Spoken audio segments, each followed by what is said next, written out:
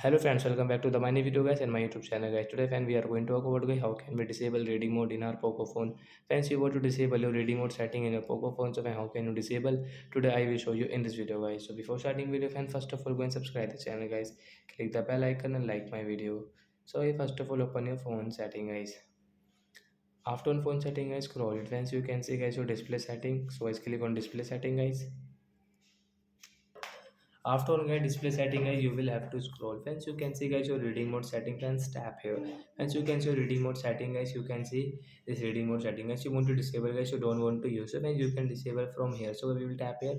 After disable guys, your screen color will normal guys, and this reading mode setting at this two mode setting will remove from here. So like that guys, you can disable your reading mode in your Poco phone. So that's it guys, thanks for watching the video guys. We will meet on next video guys with new topic. Before going, please go and like the video, subscribe the channel. Bye bye friends, thanks for watching the video guys.